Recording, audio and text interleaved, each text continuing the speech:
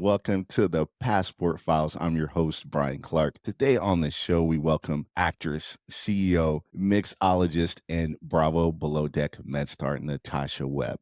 Hi, Natasha, and welcome to the Passport Hi, Files. Brian, and hi, everyone. What a lovely introduction. That's very sweet of you.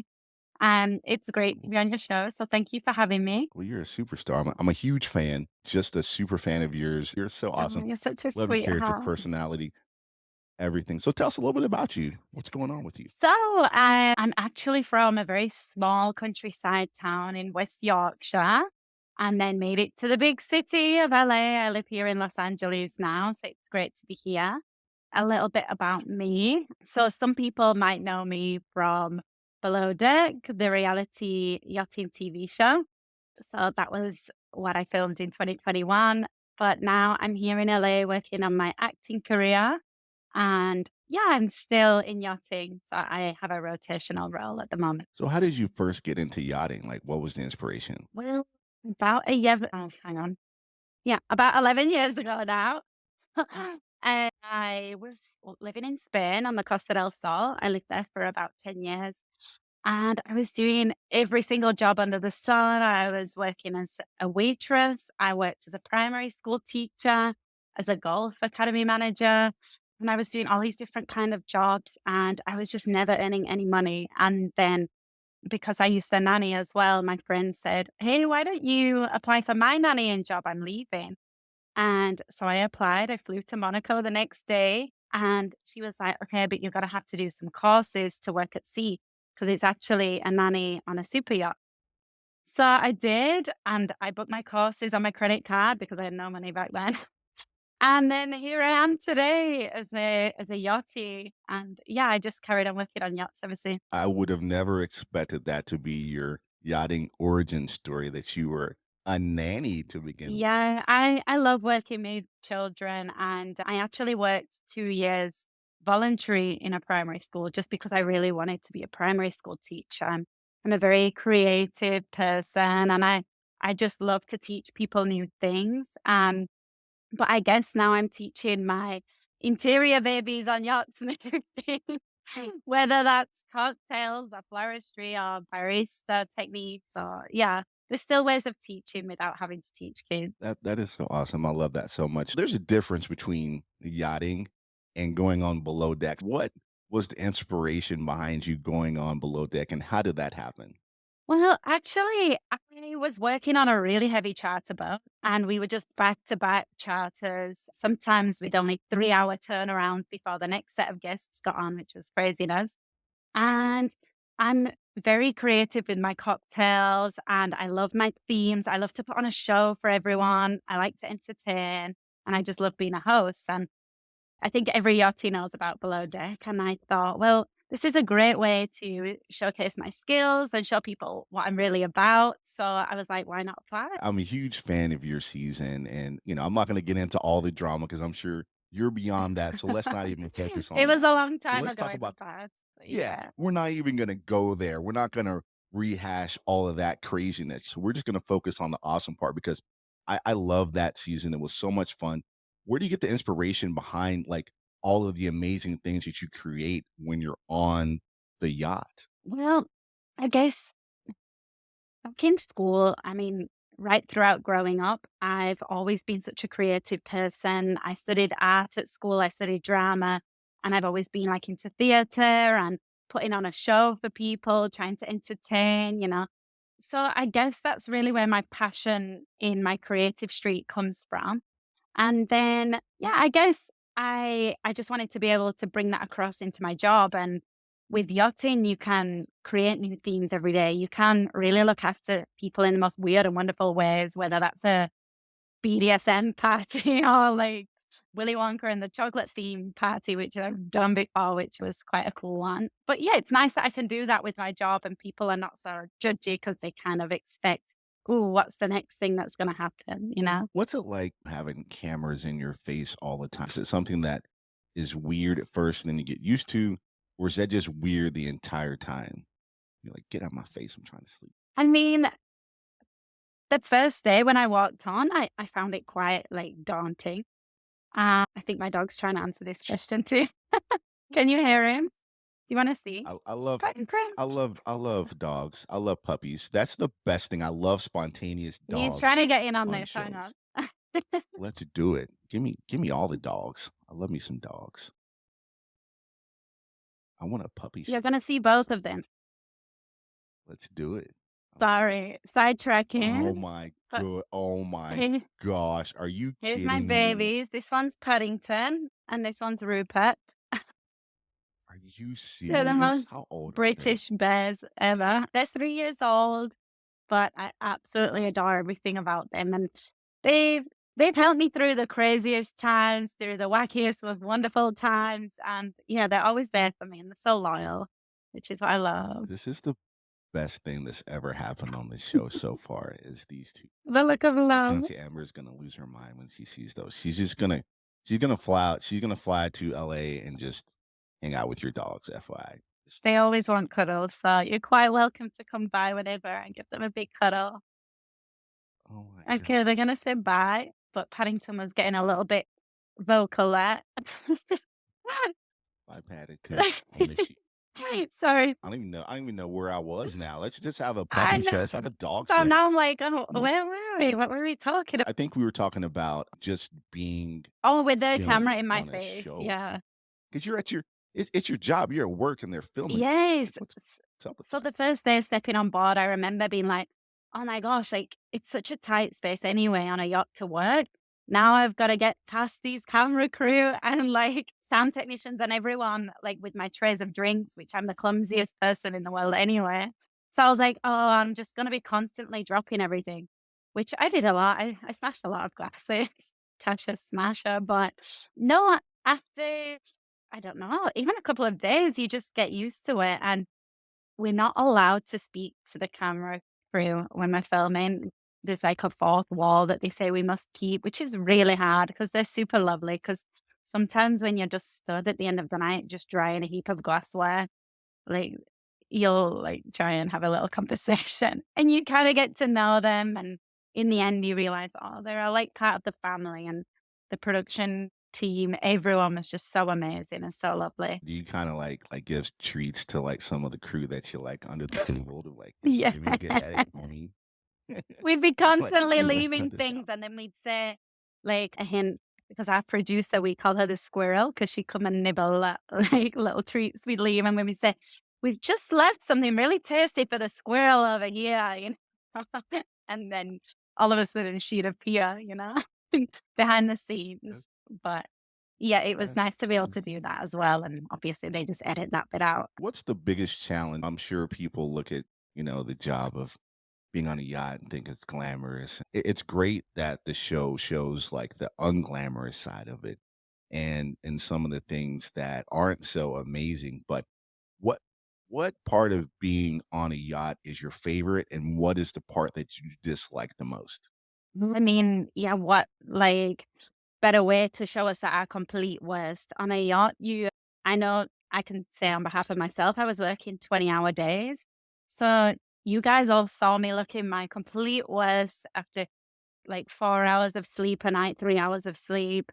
And I was just like a zombie, and I just wasn't with it. Like my brain was just so spaced out, which is not the case on the yacht that I work on now. Like, you get really good hours of rest, and, like, it's very well, like, scheduled with the hours and stuff because it's such a big yacht. But on that size boat, then it's, like, only 3 of us on the interior, which is crazy because you have to do absolutely everything. So, I guess in terms of seeing the worst side of yachting, I mean, I was going through probably the hardest time of my life. I was going through a breakup.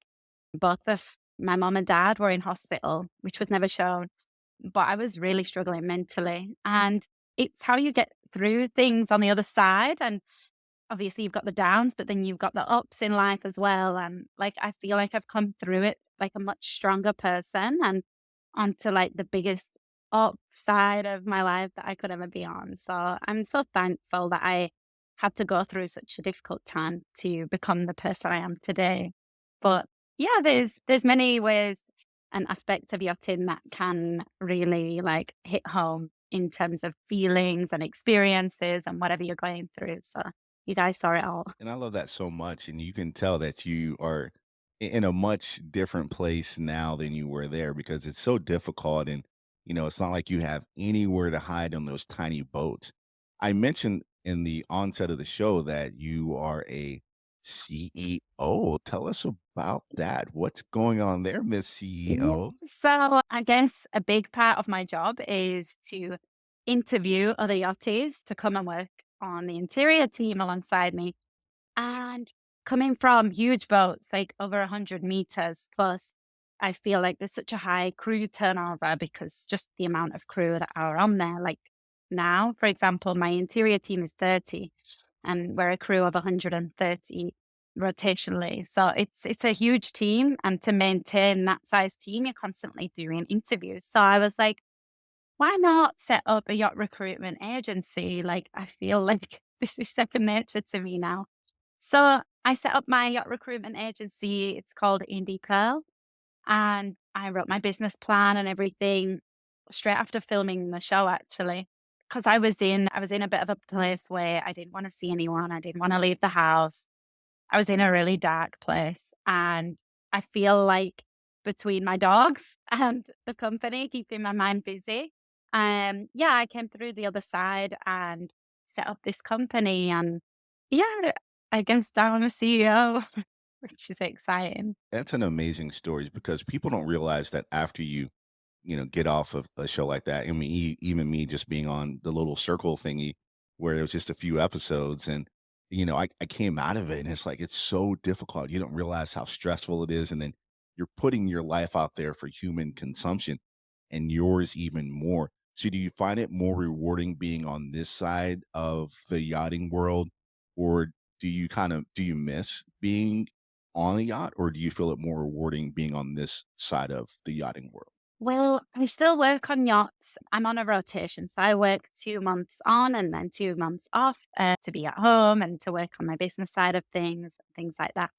So I get the best of both worlds, which is nice. And I feel like it's a very healthy balance to be able to still be in my big fun bubble on a yacht, but then be grounded at home, like living the family life with my little baby bears and my boyfriend. And being able to work on something I'm really passionate about with my acting career and my business as well. Let's talk about that as well. Netflix friend, tell us about your acting career. What's going on there? So as I mentioned earlier, I've always been into theater and I've always studied performing arts and drama and yeah, I just always wanted to be an artist and do something creative. And in 2021, I applied to RADA. For those of you that don't know, it's the Royal Academy of Dramatic Art, which is like one of the best schools in the world in London. And there were just 7 placements and I got one. And I just couldn't believe it because when you aim high, you don't expect to get to the top. But I was just so proud of myself for all the time and effort I put into all my auditions and everything. And from there on, I did like some short movies, commercial work, comedy series, like indie drama. And I guess I'm just like continuing to work on myself and my acting technique so I can be in something really big one day. And hopefully, you guys will see me in an amazing feature movie. And I can say that I had you on the podcast before you became the next superstar. But I'm in the right That's place. I'm incredible. in Hollywood now. Now, do you think that being on below deck opened up some doors for you, or have you found it being more difficult because you were on a show and you recognized from that? A little bit of both. That's a really interesting question, actually, because I feel like the way, just everything that I was going through, I feel like it might have put across a bad light on my personality because I was going through such a difficult time where some people are very like forgiving and understanding and realize that we're all human beings and we all go through bad things, but it's how we get through those things and become stronger. And I just hope people realize that now I'm in such a different place that I feel like I can do anything that I want to do. And I'm very driven and very ambitious. And I feel like nothing will get in the way of me going further and doing bigger, better things in terms of the acting world. And hopefully, this window of reality work hasn't affected that. But I am very thankful for Below Deck because it has opened some doors into getting to meet some of the most amazing, incredible people like yourself and being exposed to that, which I think it would have been much harder otherwise. So, yeah, I'm very grateful for that. Absolutely. No, I don't like to live in regrets, but do you regret at all going on Below Deck? I've always been a person that says you should never have regrets because I I think it's important to gain wisdom, to learn from things that you go through. And if you didn't go through them things, I mean, mine was to extreme level. But if I hadn't have been through that, then I would have never have learned. And now I can look back and be like, do you know that wasn't the side of me that I would have liked to have been shown? But you never know. One day I might be asked back there and people can see the other side of me. And it's a bit like a yin and yang. Like you have to have the good with the bad and the ugly. So you never know. One day. Now, would you ever go back on Below Deck or any reality TV show again?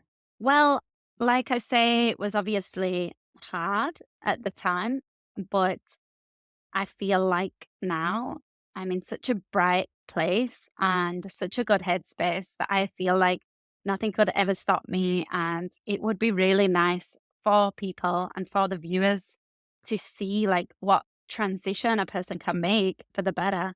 And like just in general in life, whatever you go through, there's always this amazing light at the end of the tunnel. And although sometimes at the time you don't feel that, it's just believing there is. And like to make it there actually makes you so much more grateful for life. And I really would like people to see that message as well and actually be able to showcase my skills in like a different way as well, because I do enjoy mixology, as you know, and showing those great cocktails. Now that you're into acting now, if you ever went back on there, we'd see a whole dramatic it'd be a wide range like, "Here you go. Here's your drink," right here. It'd be the most dramatic Can season you ever. imagine? I can just imagine like trying to Kyle being like, okay, like I'm really gonna like let some stuff go down here and let's see how much we can stir the pot just by acting. See if they believe me or not.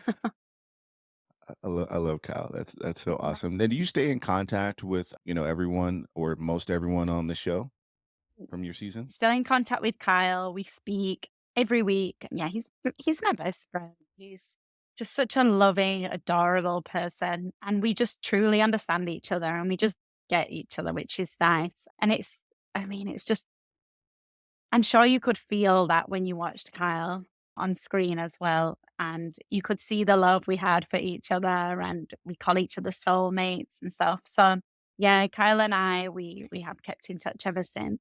I love Kyle so much. Kyle is great, and it's amazing, and it's great that you all have that friendship even after the show. And it's important too, as well, because there's currently another scandal going on in the Bravo world, Scandival, with all of the other stuff, and people don't realize that it's not acting, and it's your real life on here, and it's not like you can play a role and then go home and be yourself. This is your life, and I hope that people understand that and have a little bit more grace when it comes to that stuff. I mean, even me, I was on a show and I got hate, messages, and I was like, wait a I second, don't I know. was on, the circle. We're competing for money. I think it's great that you really, came back from that stronger, and I'm really happy to see that you're doing so well. You're smiling, you're laughing because not everyone does so well after being on a reality TV show like that. So I think it's amazing, and I'm so happy to see you in that place. I know you're busy with acting and mixologist and being a CEO, but do you have any time to travel since, this is a travel show? Do you have any plans to go anywhere, travel anytime soon, or are you just focusing on your Mhm. acting and your I'd career? love to, I don't know, run away with my boyfriend and get married. I Oh, wish, I yeah. really want Hear to. that? But Hear that, boyfriend? Yeah, I hear you keep him on the wraps pretty tight too. That's good. That's a good game. no, I'm so incredibly lucky that we met. Yeah, it's really nice too. meet someone so supportive of me and so loving. Cool. So hopefully I'll be traveling with him somewhere, and I would love to visit I would love to visit Costa Rica just because I'm a huge scuba diver and I love going on scuba diving holidays. There's some really cool wreck dives there that you can do. And I'm massively into coffee and I wanted to open my own roastery, like slash speakeasy bar one day. So I'd like to go there to visit a coffee plantation that I've seen in Hacienda Alsace.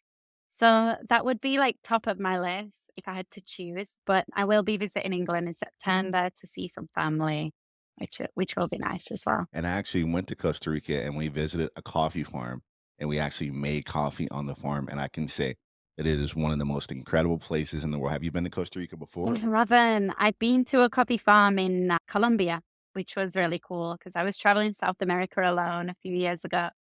And that was like something I'm really passionate about. I actually went to Cali to do salsa dancing for a month, which was fun. And I went to the coffee plantation and I didn't feel so safe to go out on a night alone, but I had the most incredible time. So you just went on your own. Like to me, I would be scared myself. I couldn't imagine. You just went in there and just traveled alone by yourself to Colombia. You know, you hear all the travel warnings and everything, kidnappings and murders and everything. You were like, just I'm just gonna go. What was that like going to Colombia? Like, give us some details about that. You can't just drop that you were salsa dancing in Colombia for a month and then not follow up. Tell us about that trip. What went Well, on? I went to a few different places around South America. Like I went to the salt flats. I went to like a lot of cool, really amazing like bucket list places like Machu Picchu and things. But Colombia was a big eye opener because I arrived there and the receptionist of my hotel, he told me like, look, like we're in the capital here. You shouldn't really be leaving this hotel room to go out of a night alone. And obviously salsa tends to happen in the night. And I was like, this is what I'm here for, kind of thing. And I remember sitting there one night in my hotel room. I was so hungry. I had a can of tuna in my suitcase, but no fork. And I'm like eating a can of tuna with the end of my toothbrush. How do I leave? I'm hungry. I want to go out. In the end, he was like, "Okay, I'm gonna get you a taxi. You must jump in it right outside and do not go anywhere apart from like the salsa bar I was going to." And that was it. But yeah, it did feel a little bit edgy at times, but I speak fluent Spanish, so I'm very lucky that I could get by in that aspect. Toothbrush tuna. I love that so much. You tuna I lived on that and toothbrush. peanut butter like slugs, they call them, the ones that you squeeze through a plastic tube. That is we think of you as such a glamorous person, then you're just sitting there eating Not your really. toothbrush. I'm far from it. That is incredible. So I ask everyone this because this is a passport files. When did you first get your passport and where did you go to, if you remember? Oh gosh, I've had a passport since being a baby. My family would always take us to Ibiza on a family holiday. Yeah, so I went there as a baby and I actually got sunstruck. And my sister always gets so angry with my mum and dad for taking me and not her because I was still breastfeeding at the time. But that was my first experience of being abroad and me not even knowing it and being aware. But we did go to Ibiza like each year from then on and have family holidays and learn to swim, learn to dive, those kind of things. Yeah. And I do love the Balearics. It's beautiful, really nice. Yeah, we were in Spain and Ibiza, I think I don't know. You think of Ibiza and you think of partying and Uh-huh. clubbing. I think, like I'm too old. I don't know. Like my bedtime is at 10 o'clock, and that's when stuff starts happening. That's when people go to dinner in Spain. And we were like, we were turning in like a You were person. having It was Netflix and chill while everyone else is yeah, out there clubbing. yeah, yeah. Maybe one day, or maybe I don't know. I passed my prime for Ibiza. Who knows? Who No, never knows say where never. I'm gonna be at? You mentioned you're a diver. Where are your favorite places that you have? Is it Dove or Divin? Dove? Doven? How do you I would say say that? Dove, um, Dove? Okay. Where's your but I favorite wouldn't place? trust my Dove. English grammar. I don't trust it. I'd say my favorite. I went to the Great Barrier Reef. I did like a scuba diving trip. It was like a liveaboard thing for a few days. That was really cool. It was like a massive eye opener into global warming and things. Because when you dive down and you see so much color, usually everything was sun bleached. which was quite sad in a way. But there's been some incredible dives that I've done in Mexico because you can do freshwater diving too, like in Dos Ojos, and they're super deep dives as well. And you can go through caves, which is quite creepy because there's no light apart from your torch or flashlight. So you're just shining this around and then you'll come up and you see bats everywhere, it's really like, wow. But it's a whole like other world down there. It's so tranquil and you feel like, I don't know, you just feel completely zen when you're there. It's beautiful.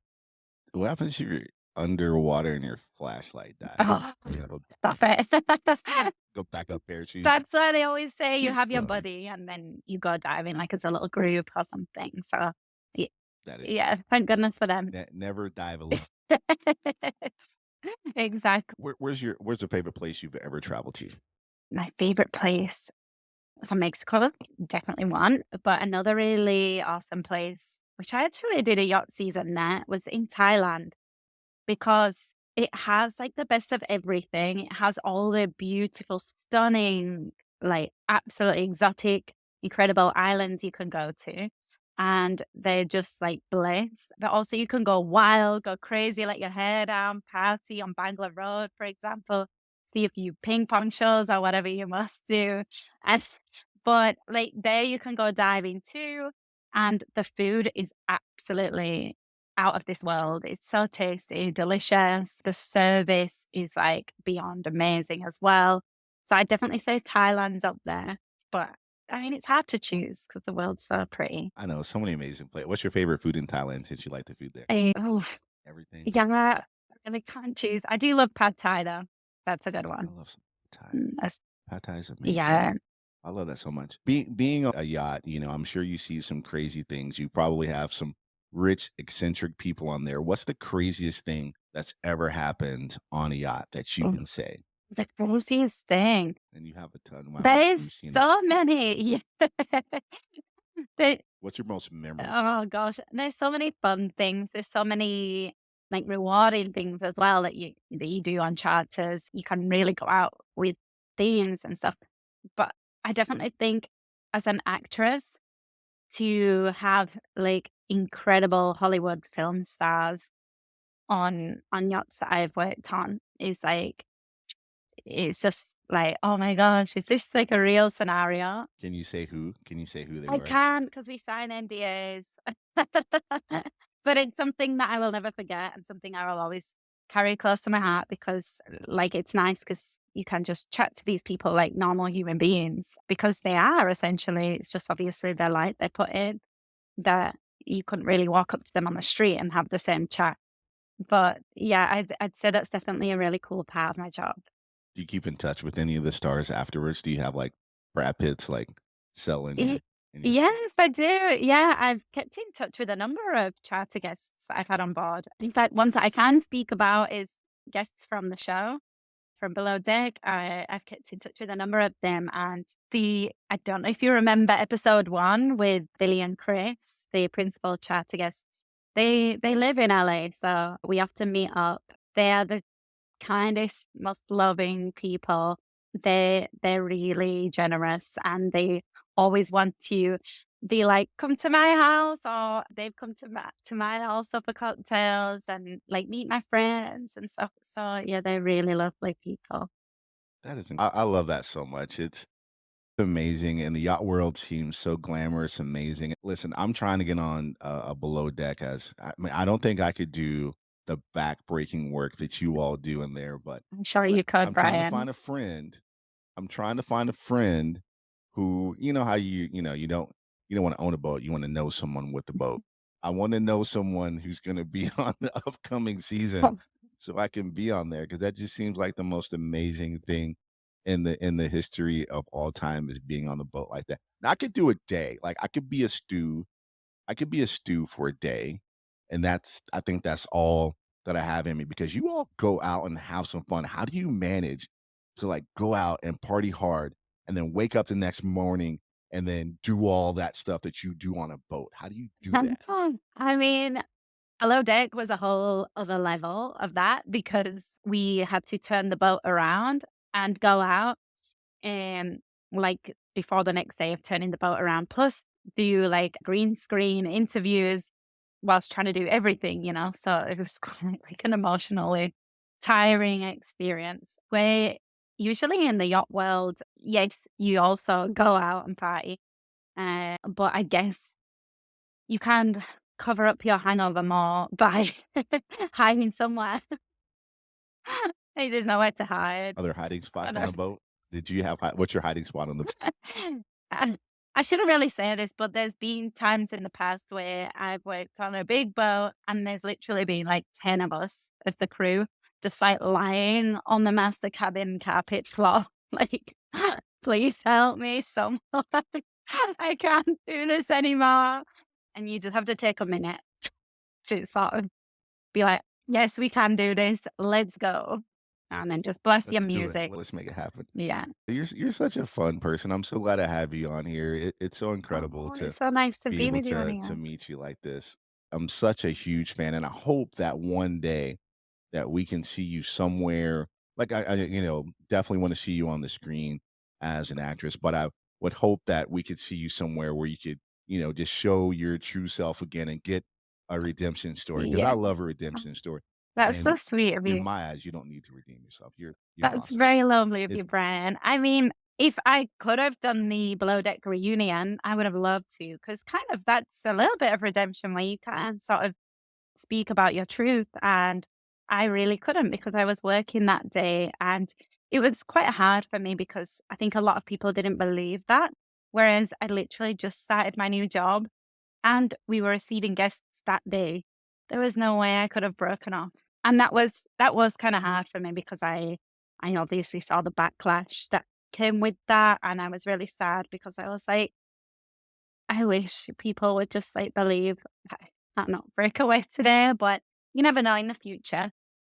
hey, And with things like that, you can you always speak are about those moments. absolutely. So hopefully everyone tunes in and sees the true person that you are because it's just been an honor and just your doggies alone, your puppies alone. It's like, come on, like that is a redemption right Uh, there. That's just incredible. And I love them I'm to gonna pieces. Yeah, I'm sure you do too now from seeing them. absolutely. The next time we're in LA, we're just gonna have to make a Yes, trip come by, just come to and see meet your them in person, come have a cocktail. I'd gladly make you guys cocktails. That would be so much fun. oh, that would be the most amazing thing in the history of all time. That bucket list moment right there, if I could get a drink And then for we can turn it into like live podcast central after a few espresso martinis. go on Instagram Live. Can you imagine then? I think it'd be a whole different podcast again. It would be definitely a wild time, but it would be fun, and you're super fun. So where can we find you if we wanna take a look and see what you're doing online? I guess I post, well, I try to keep my Instagram as active as possible. That's sort of my most used thing. And I have like a link tree in my Instagram, which shows like a few of my acting pages, my yacht recruitment agency and things. So I guess it's a good place to kind of see what I'm up to. Well, it's been an absolute pleasure, and I can't wait to see you on a movie screen soon, Thank you. acting next to some superstars because you are a superstar. So I really appreciate it. And thank you so much. And I would love to have you on again and absolutely do a live with your puppies and some drinks. That would be incredible. No, I just want to say thank you so much for having me. It's been an honor as well, and it's such a pleasure to meet you. And yeah, this is such a cool podcast. I love that it's about travel as well, which is like one of the things I'm most passionate about. So how exciting! Absolutely.